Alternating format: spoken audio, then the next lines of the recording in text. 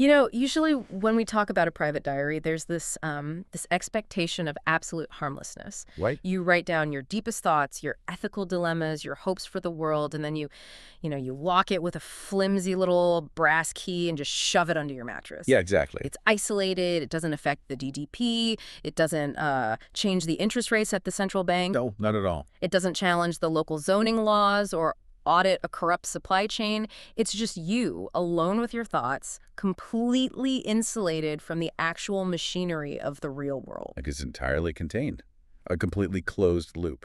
And if we step back and look at it structurally, that closed loop is incredibly convenient for whoever is actually running the world outside that bedroom. Oh, wow. We like to think of our inner lives as this sacred, untouchable space, but functionally, it's a quarantine zone. Quarantine zone, exactly. And that is exactly where we are starting our deep dive today. Because, I mean, think about how often you hear this phrase in modern life. Faith is a personal matter. Right. Or, your ethical code is a private journey between you and the universe. It sounds great on paper. It sounds so enlightened, doesn't it? Very modern, very, live and let live. But the source material we are unpacking today completely detonates that idea. It really does. We're looking at a highly sophisticated framework that argues this privatization of your core ethical code is not some natural, neutral evolution of a polite society. It is a highly specific, highly engineered political maneuver. It is the absolute definition of privatization as pacification. Privatization as pacification. Yeah. I mean, if you want to neutralize a population, you don't necessarily have to oppress them with violence. You just have to convince them that their ultimate framework for justice and truth belongs strictly in the private sphere. Break down how that actually works mechanically, because on the surface, keeping things private feels like a way to avoid conflict. It feels polite. Well, mechanically, it's about removing the rational social code from the domain of public architecture. Let's say you have a blueprint for a just society, a code that dictates equitable economics, the protection of human rights, and the equitable distribution of resources. Okay. A functional blueprint, right? If you convince the population that this code is merely a personal spiritual matter, it can no longer be applied to public institutions. Oh, I see. You can't use a personal feeling to audit a multinational corporation's labor practices. You can't use a private diary to challenge the legislative power structures. Right. So by privatizing the ultimate ethical framework, you create this massive operational vacuum in the public square. So the people in power get to operate without any objective benchmark holding them accountable. Precisely. The vested interest class can then continue to operate an extractive, unbalanced societal architecture. They extract wealth and energy from the bottom, while the community's members, they just busy themselves with personal, private spiritual development. Which is completely irrelevant to the actual systemic reality they inhabit. Okay. It's like a corporation offering free mindfulness and meditation apps to its warehouse employees so they can find their inner peace. While simultaneously engaging in wage theft and crushing their union drives. Yes. You are meditating in a burning building. You might feel personally centered, but the roof is still going to collapse on your head. That is exactly the dynamic. And this brings us to the core text we are analyzing today. We are pulling from a fascinating source. It's Lecture 15 from the Tolu Islam Digital Audio Archives. Right. It's an intensive sociological breakdown of the closing verses of a foundational text, Surah Al-Furqan. And just to set the parameters for our discussion right now, we are not approaching this as theologians. No, not at all. There will be no religious sentimentality today, no mystical hype, no preaching. We're looking at this purely through the lens of systems engineering and sociology. This is, at its core, a manual for civilizational survival. And the text doesn't waste any time. It attacks this privatization concept head-on. The source highlights verse 74 of Al-Furqan, which introduces a functional operational community. The text refers to them as the Ibad-ur-Rahman. Right. And this community makes a demand that it blows the locked diary concept out of the water in a single sentence. Yeah, it really does. They say, make us models, make us leaders for the taqwa practicing community. In Arabic, the phrase is وَإِجَعَلْنَا لِلْمُتَّقِينَ إِمَامًا. And it's crucial to look at what they are not asking for here. Exactly. They're not saying, make us personally righteous so we can feel good about ourselves in our bedrooms. They are explicitly seeking a civilizational role. They are saying, put us at the forefront of the institutional architecture. They refuse the quarantine zone completely. They want it as a diary. Right. They want to be the operational standard for how a society actually runs in the daylight, not just how people feel in the dark. Exactly. But to make a demand like that, to ask to be the model for a civilization, you have to possess a blueprint that actually works. You have to know the mechanics of building a system that doesn't collapse. And the first thing any sustainable system needs is a mechanism for fixing its own inevitable failures. Right, because if we are dragging these concepts out of the private diary and into the messy physical reality of civilizational architecture, we have to deal with the fact that human beings build terrible architectures all the time. We really do. We make mistakes, we build extractive supply chains, we pollute our environments, we design bias algorithms. Constantly. So how does this framework deal with fixing a broken system without falling back into that private emotional space of just feeling guilty? This is where we look at the physics of course correction. Now, in conventional religious terminology, the concept here is almost always translated as repentance. Right. The Arabic word is Taubah. Conventionally, this is understood as an emotional event. You Yeah. feel remorse, you ask an unseen deity for forgiveness, you shed a tear, and magically the slate is wiped clean. Which, again, is a purely psychological, private event. It costs you absolutely nothing in the real world.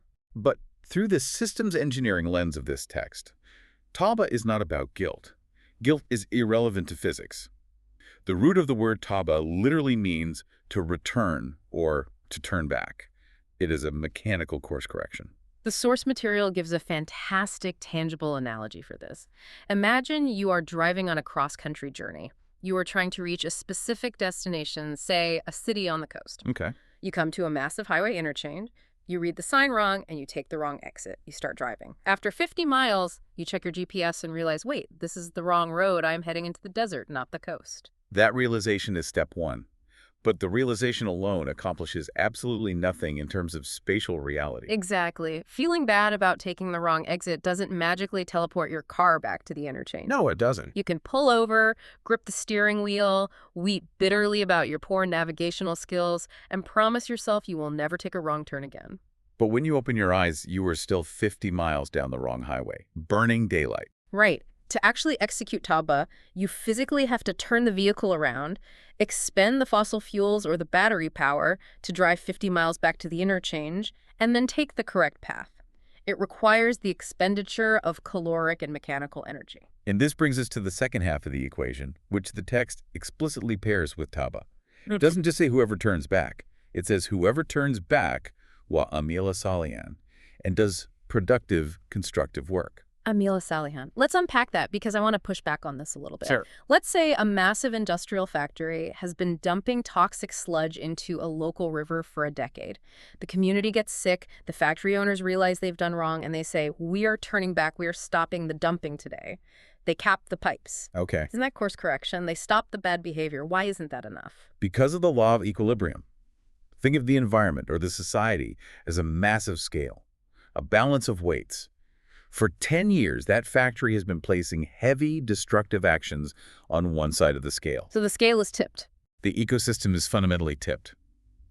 If they simply stop dumping the sludge, what happens to the scale? I guess. Nothing. It stays tipped. The sludge is still in the river. The fish are still dead. Precisely.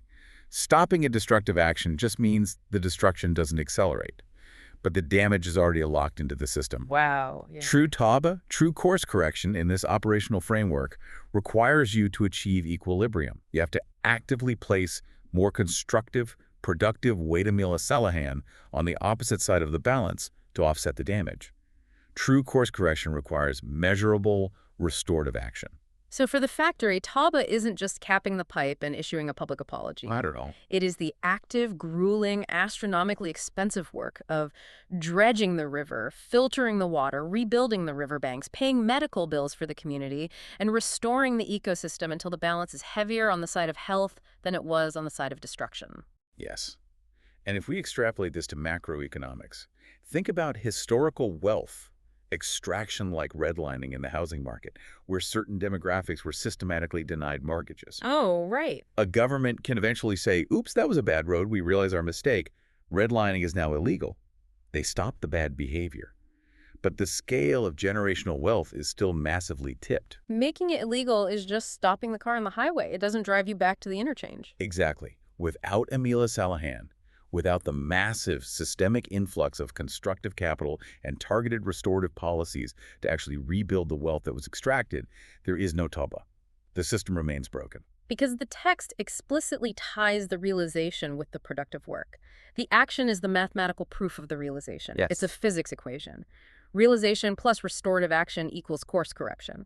If you are missing the action variable, your output is zero. Always zero. A civilization that believes it can absolve its systemic sins, whether economic exploitation, environmental degradation, or social injustice, merely through collective guilt, public apologies, or private prayers, is a civilization that is mathematically doomed. The collapse is inevitable unless constructive mass is added to the system. Which brings up a very practical operational problem. Let's say you belong to this functional community. You've figured this equation out. You are at the river, sleeves rolled up, doing the dredging. Right. You are doing the Amal-e-Saleh. How do you maintain your own integrity and focus when you are completely surrounded by the people who built the sludge factory in the first place? Because you aren't building this functional architecture in a vacuum. No, you are building it inside a dominant, extractive architecture that constantly wants to pull you into its orbit. It wants to commodify your cleanup effort, or turn it into a PR campaign, or drag you into endless debates about whether sludge is actually that bad for you. It's a hostile environment. Exactly. So how do you defend your operational capacity? This is the ultimate defensive challenge of the system, and it's governed by the concept of epistemic integrity. Epistemic integrity. Yeah. The text outlines this in verse 72, which describes another core operational parameter of this community. It says they do not give false testimony. The Arabic term is shahadat. Now, when I hear do not give false testimony, my mind immediately goes to basic kindergarten ethics. Don't tell fibs, don't lie in court. It sounds very elementary. It seems a bit basic for a manual on civilizational survival. It would be if we were just talking about interpersonal politeness. But the source material takes this deep into the epistemology of witnessing. To be a shaheed, or to give shahadat in this linguistic context, means you must be an eyewitness. An eyewitness. You have to be physically and intellectually present. The functional community refuses to participate in systems of deception. They do not validate illusions. Okay, let's map that onto the modern world. Give me an example of validating an illusion. Think about the 2008 financial crisis. You had massive financial institutions packaging toxic, failing subprime mortgages into securities. They knew the underlying assets were garbage. Yeah, everybody knew. But they needed the rating agencies, like Standard & Poor's, Moody's, to stamp those toxic packages with a AAA rating so they could sell them to pension funds. Right. The people working at those rating agencies were asked to provide shahad, to bear witness that these assets were safe. And they did. They stamped them AAA because it benefited their own social and economic position. They got paid millions to validate the illusion. Exactly. And the entire global economy nearly collapsed because of it. Wow.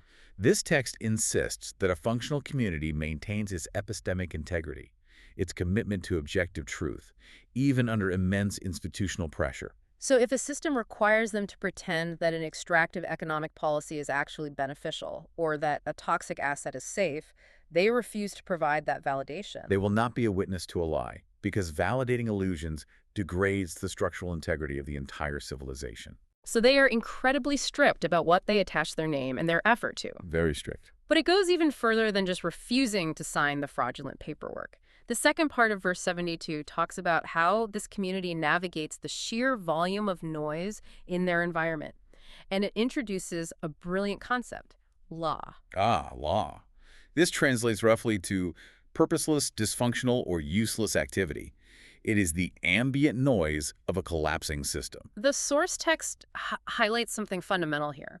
Time and human caloric energy are the most precious, non-renewable resources a civilization possesses. You cannot mine more time. You cannot. And when this community encounters law, the text says they pass by it with dignity. They simply do not engage. If we look for the ultimate modern translation of law, it is the attention economy. Oh, absolutely. We are entirely submerged in it. Manufactured outrage, algorithmic doom scrolling, endless trivial debates designed by tech companies to generate friction and extract our attention for ad revenue. It is an architecture designed to consume our operational capacity without producing a single molecule of constructive output. Exactly. Okay, I have to jump in here and play devil's advocate, because the instruction to pass by with dignity sounds a bit aloof. How so? Well, if I log online and I see a terrible, destructive policy being debated, or I see someone spreading dangerous misinformation, doesn't a functional community have a duty to fight that? Right, the impulse to correct the record. Yeah. If we just ignore the garbage, aren't we complicit? Shouldn't we jump in and clean up the street rather than just hiking up our robes and walking past the mess? That is the natural instinct, but it's a trap. And the source material provides a deeply visceral analogy to explain why. Okay. Imagine you are walking down a road to a construction site where you are supposed to build a hospital. Halfway there, you encounter a massive wooden cart overflowing with rotting filth, garbage, and raw sewage, and it's blocking part of your path. Okay, a cart of filth. Yeah. Visually repulsive. Got it. What is the rational response? Do you jump into the cart to wrestle with the garbage? Do you start a screaming match with the sewage? No. Do you sit down next to it and write a 10,000-word essay analyzing the historical origins of why the garbage smells bad? No, because none of that gets the hospital built. Exactly. You recognize the cart of filth as a hazard to your own cleanliness and your operational capacity.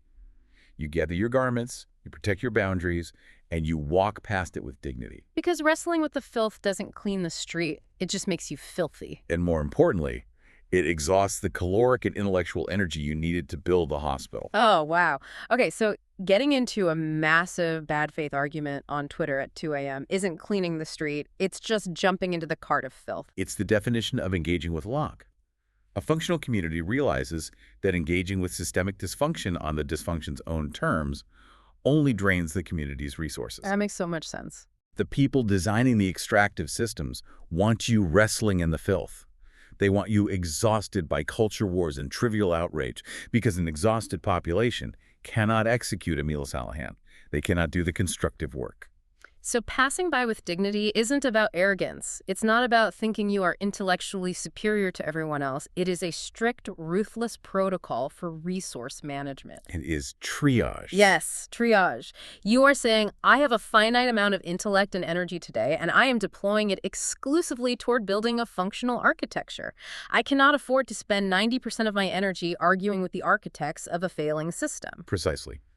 You step past the cart of filth to preserve your capacity for actual physical restorative action. That is incredibly clarifying. Okay, so avoiding dysfunction, stepping past the cart, refusing to validate the toxic mortgages, that is the defense. You protect your time, your energy, and your epistemic integrity. Right. But defense doesn't build a civilization.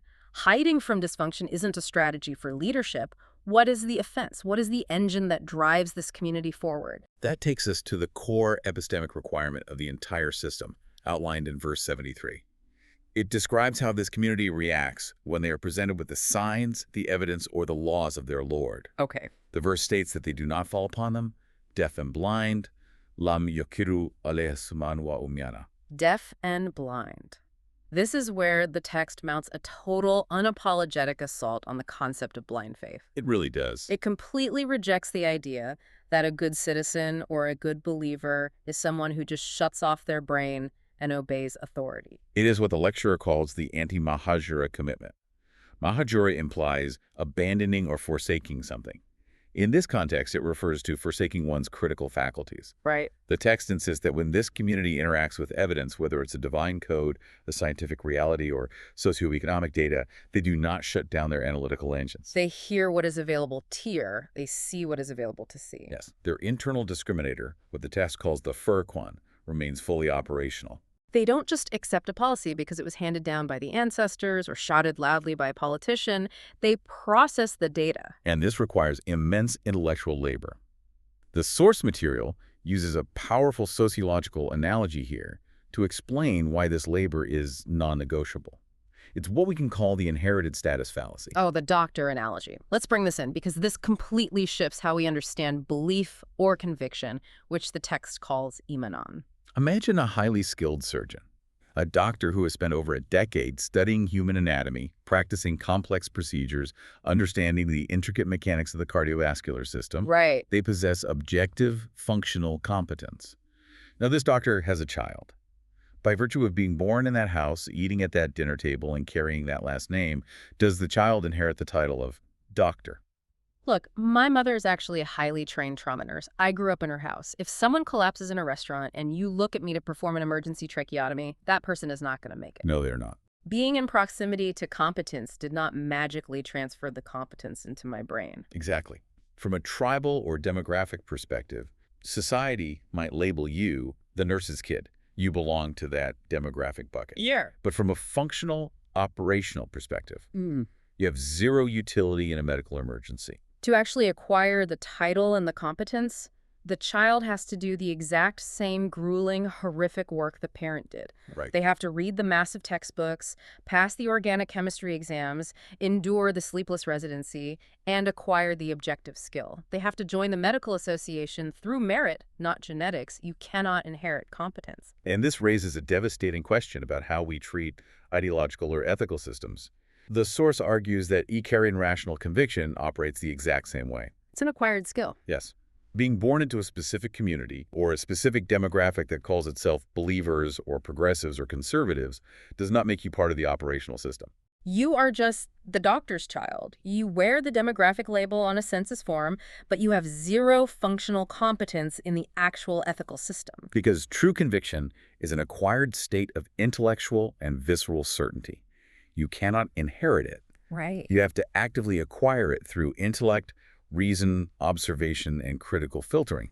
You must look at the evidence without being deaf and blind, test it against the friction of reality, and arrive at the conviction yourself through your own cognitive labor. Wow. If you skip the intellectual labor, you don't have emo mannon. You just have inherited cultural baggage. You were wearing a lab coat, but you don't know how to use a scalpel. And if you are trying to build a civilizational architecture, you cannot build it with people who are just wearing the coats. You need actual surgeons. Exactly. But how do you test that? How do you know if someone actually possesses this deep, reasoned conviction, or if they are just playing pretend? The source material pushes this to its absolute limit with another analogy that is honestly terrifying in its precision. The arsenic analogy. The arsenic analogy. This is where the synthesis of intellect and action becomes razor sharp, leaving absolutely no room for self-deception. Let's set it up. Imagine a person who intellectually knows that arsenic is a lethal poison. They have read the chemical breakdown. They know exactly how it binds to enzymes and halts cellular respiration. They know the facts. They know it causes agonizing death.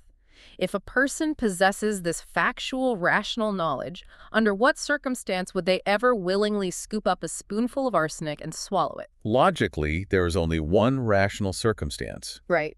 If they're actively trying to commit suicide. Right. If their absolute goal is death, then consuming the arsenic perfectly aligns with their goal. But what if they stand in front of you, look you in the eye, and claim, I love my life, I want to live a long, healthy time, I believe in longevity, and then they swallow the spoonful of arsenic? Then their claim is a lie. The words coming out of their mouth mean nothing, or at the very least, their superficial intellectual knowledge hasn't penetrated their actual decision-making engine. There's a disconnect. There is a total, fatal disconnect between what they claim to know and how they actually behave. This is the synthesis. True conviction, true amana, aligns your deep, visceral desires with objective, rational truth. Your actions are the exact mathematical output of your actual convictions, regardless of what PR statement you issue. What's fascinating here is how effectively this dismantles the modern excuse of cognitive dissonance. Oh, cognitive dissonance. We use that all the time. We use it constantly to excuse bad behavior. We look at massive institutions, let's say a global corporation that runs ad campaigns about their beautiful, equitable values and their commitment to fighting climate change. Right, the commercials with the acoustic guitars and the trees. Yes, yet their operational reality is ruthless. They are bribing officials to deregulate environmental protections, and they are clear-cutting rainforests. We usually look at them and say, oh, they are hypocrites. They are struggling with cognitive dissonance between their values and their profit motive. But the arsenic analogy tells us to entirely ignore their intellectual claims. Ignore the ad campaigns. Ignore the locked diary.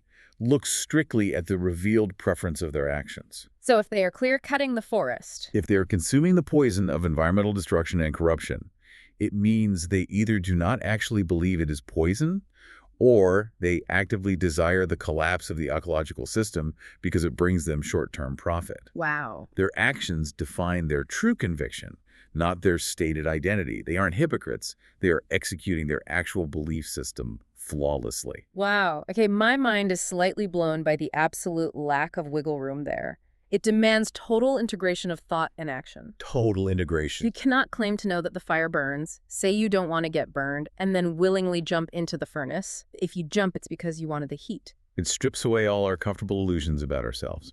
It really does. Yeah. So let's scale this up. Let's say you have an individual who achieves this intense level of rational conviction. They refuse the arsenic, they pass by the cart of filth, they do the intellectual labor. Do we have one functional person? Right. How do you go from one competent individual to a civilization that actually functions? How does this scale?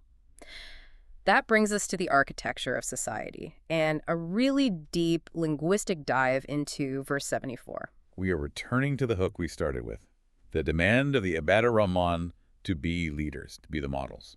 But the first half of that verse establishes the structural prerequisite for that leadership. It starts at the absolute base unit of society, the family. The verse asks for the spouses and children to be the coolness of eyes. The Arabic phrase is qurrata ayunin. Now look, I am a product of modern Western culture. When I hear a phrase like coolness of eyes referring to a spouse, I immediately think of romance. Yeah. I think of looking across a candlelit table, catching your partner's gaze, and getting that warm, fuzzy, sentimental feeling. It sounds like a Hallmark card. And that is exactly how it is usually interpreted in a privatized emotional framework. But the lecturer here clarifies that this phrase contains 0% sentimentality. 0%. I love how cold that sounds. We have to look at the classical Arabic idiom, keeping in mind the environment where this language evolved. The harsh, unforgiving desert. Right. Context is everything. In that environment, heat represents agitation, conflict, danger, and the depletion of life. Coolness, on the other hand, represents stability, safety, and the biological ability to rest and recover. It's when your parasympathetic nervous system engages and you finally feel secure. So it's not about your family being cute or romantic. It's about them being solid. It's about structural stability. Exactly. In Parwez's sociological reading of this text, the family unit is not just an emotional gathering. It is the basic productive cell of the social architecture. The base cell. Just as a biological body is made of billions of microscopic cells, a society is made of family units. If the closest, most intimate relationships an individual has are a constant source of friction, toxic conflict, and anxiety, what happens to that individual's operational capacity? It's completely drained. It goes back to the caloric energy we talked about earlier. If you are fighting a brutal, emotional trench war in your own living room every single night, you wake up exhausted. You do. You do not have the bandwidth to go out and fix the neighborhood, let alone dredge the river, let alone lead a civilization. Your energy is entirely consumed by local heat. Precisely. A social architect whose basic productive cell is functional, where the home is a source of coolness, of stability rather than conflict, has the operational surplus to engage with the broader social architecture. So they're fully charged. When they leave the house, they're fully charged. Yeah. A community made of these stable, cool cells is structurally resilient from the bottom up. This reminds me of the fire and ice analogy from the text, which ties right back to our discussion on action and consequence. Because we often treat family dynamics like weather, we just hope it's sunny. Yes, it's a brilliant extension of the cause and effect principle we established with the arsenic. The text points out that you cannot bring the flames of hell, meaning dysfunction, toxicity, constant shouting, emotional manipulation into your own house, stoke that fire every day with your actions, and then just sit back and pray for God to magically make it feel like a block of cooling ice. No, you cannot. You can't actively run a furnace at max capacity and beg the universe for a blizzard. Action and consequence are inextricably linked. If you want the qurrata union, the functional stability, you have to build the architecture of the home based on the rational code. Right. You have to implement justice, equity, mutual respect, and reason at the micro level of the dining room table before you can ever hope to implement it in the Senate, the boardroom, or the marketplace. The dining room table is the training ground for the Senate floor. Okay, so the base cell is stable. The family has operational surplus. Now we look at how these stable cells organize into a macro structure. And that brings us to the second half of verse 74, the demand we started the show with. Yes, where they ask to be made models or leaders for the taqwa practicing community. Imaman lil Muttaqeen. We need to break down two heavily loaded words here, a Muttaqeen and imam. We'll start with Muttaqeen, the people of taqwa. Once again, we must aggressively strip away the religious sentimentality. Agreed. Taqwa is almost universally translated simply as piety or fear of God. It conjures an image of someone sitting quietly in a temple, afraid to do anything wrong. But structurally, linguistically, the root of the word involves guarding or protecting oneself from peril. Like wearing armor in a battle? Yes. In a systems engineering context, taqwa is systemic self-preservation. It is the highly vigilant orientation that actively avoids actions that will damage the social architecture one depends on. Okay, so self-preservation at a structural level. The Muttaqeen are those who practice this systemic self-preservation. To use a simple metaphor, they are the people who understand that you shouldn't drill holes in the floor of the boat you are currently sitting in. Which seems like absolute basic common sense, but if you look at human history or just open a newspaper today, it is basically a long, detailed ledger of us aggressively drilling holes in our own boats. Oh, absolutely. We extract resources until they are gone. We pollute the air we breathe. We build economic models that crush the working class that buys the products. Yeah. We are a spectacularly anti-taqwa species. Indeed. We excel at systemic self-destruction. Mm-hmm. So the functional community, the Ibad-ur-Rahman, are asking to be the imam for the group that wants to stop drilling holes. Right. Now, conventionally, an imam is just a guy standing in front of a crowd leading a prayer. Right, a ceremonial leader, a guy with a microphone and a good speaking voice. But the lecturer brings in a phenomenal builder's analogy to explain the root function of an imam in this civilizational context. He compares it to a plumb line, a sahul in masonry. A plumb line, that's the tool bricklayers use, right? A string with a heavy pointed metal weight tied to the bottom. Exactly. When a master mason is building a towering brick wall, they cannot rely on their naked eye to tell if the wall is perfectly straight. Human perception is flawed. Sure. If the first row of bricks is off by even a fraction of a degree, you might not notice it at the bottom, but by the time that wall is 20 or 30 feet high, the center of gravity shifts too far out and the entire structure collapses under its own massive weight. So they hang the plumb line, gravity pulls the heavy weight down, pulling the string perfectly mathematically straight. The plumb line is the objective benchmark. It doesn't negotiate, it doesn't have an opinion on politics or economics, it doesn't care how the mason feels about the wall, it simply demonstrates absolute vertical truth. Right. The mason constantly measures the growing wall against that string to ensure structural integrity. Oh, wow. Okay, this changes everything. When the Ibad-ur-Rahman asked to be Imam and Lil Muttaqeen, they are not asking for a microphone. They are not asking to be the charismatic politicians on the stage with their faces on billboards. They are asking to be the plumb line. What's fascinating here is the total shift from ego to utility. This is not an authoritarian power grab. Not at all. They are saying to the universe, make us the objective structural benchmark for a resilient civilization. Let our societal systems, our economy, our justice system, our family units be so perfectly aligned with the rational order that other communities can measure their own structural soundness against us. They want to be the calibration weight in the laboratory. They are saying, if you want to know if your economy is straight, look at ours. It is a demand for institutional function, not individual glory. They want to demonstrate what a functional social architecture looks like in physical reality. But that is a staggering responsibility. To volunteer to be the plumb line means you yourself cannot deviate.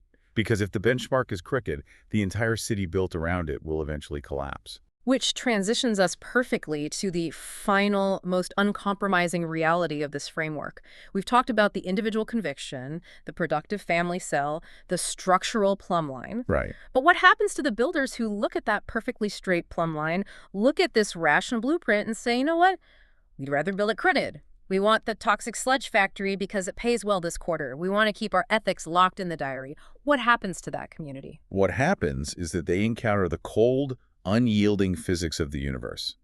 This brings us to the law of requital, or mukafat amal, and the concept of lizam. This is codified in verse 77, which the lecturer identifies as the surah's ultimate verdict. It is one of the most structurally precise statements of cause and effect in the entire text. Let's read the verse. It says, "Say, my Lord would not care about you were it not for your engagement. But you have denied, and this will be inevitably attached." Let's dissect the first half. My Lord would not care about you. The source focuses heavily on the Arabic word yaba. Yaba. Yaba is a word that completely shatters the anthropocentric illusion. The idea that human beings are the center of the universe. Right. We have this massive species ego. We assume that because we exist, because we have big brains and build cities, we are somehow essential to the cosmic project. That we're the main characters. Exactly. But Yaba means to care, to pay attention to, or to need. The text is stating unequivocally, the rational, productive order of the universe operates perfectly fine without human participation. The universe does not need to be with any specific community. Thermodynamics does not need our approval. Gravity doesn't care if you understand it or if you think it's unfair. No, it doesn't. The planetary ecosystem survived for billions of years without us, and it will be perfectly fine long after we are gone. The universe does not need you. That is a hard pill to swallow. But the verse offers a hinge. It says the universe wouldn't care were it not for your engagement. The word used there is dua. And again, we have to strip away the conventional sentimental baggage. Dua is almost always translated as passive prayer. You sit on a rug, you raise your hands to the sky, and you ask for a favor. You ask for rain, or wealth, or health. Like placing an order at a cosmic drive-thru? Exactly. But Parwez reads dua here not as passive begging, but as active engagement, orientation, and appeal. It is a community's deliberate, systemic choice to align its social architecture with the rational order of the universe. I think of it like plugging into an electrical grid. The power grid exists whether your house is plugged into it or not. The electricity doesn't need your toaster. Great analogy. But your engagement, the physical act of wiring your house into the grid, aligning your circuitry with the voltage, is what makes your house relevant to the power system. It brings your house to life. That's a perfect analogy. The universe is a productive system. By aligning your laws, your economics, and your family cells with the rational principles of justice, equity, and balance, you plug your civilization into the productive grid. So what happens if you don't? Without that active engagement, without dua, what is the human community doing? If we aren't plugged in and contributing to the productive order, we are just a parasite. We are merely consuming within the system. And a system based purely on extraction and consumption will continue only until consumption is no longer physically or mathematically possible. Which brings us to the terrifying conclusion of the verse. But you have denied, and this will be inevitably attached. Let's break down those two terms, denied and inevitably attached. The denial is taktib. It means the deliberate concealment or rejection of evidence. You see, the plumb line is straight, but you choose to build the wall crooked anyway because it's cheaper. Right. You know the arsenic is poison, but you feed it to the river anyway. You suppress the Furqan, your internal discriminator. And the consequence of that taktib is what the verse calls lizam. Lizam is arguably the most important concept in this entire framework. It translates to inevitable attachment or inherent consequence. It is absolutely vital to understand that lizam is not a punishment scheduled by an angry external agent in the sky. It's not Zeus sitting on Mount Olympus, getting annoyed that mortals aren't respecting him and throwing a lightning bolt at their city. Exactly. We project our own petty, human dictatorial tendencies onto the universe. But lizam is an architectural fact. Let's return to the builder analogies. Suppose an architect is designing the roof of a large hospital. Okay. They want to save money, so they choose to use cheap, rotten, termite-infested wood for the support beams, knowing full well the wood is compromised. Ugh. That is, taktib, the denial of the material evidence. 10 years later, a heavy snowstorm hits, and the roof collapses, destroying the hospital. Is the collapse a punishment from the snowstorm? Is gravity angry at the architect? No. Gravity has no emotion. The collapse is the lizam, the inevitably attached consequence of the physical choice the architect made. It was baked into the design. The weakness was built into the structure the very moment the rotten wood was laid.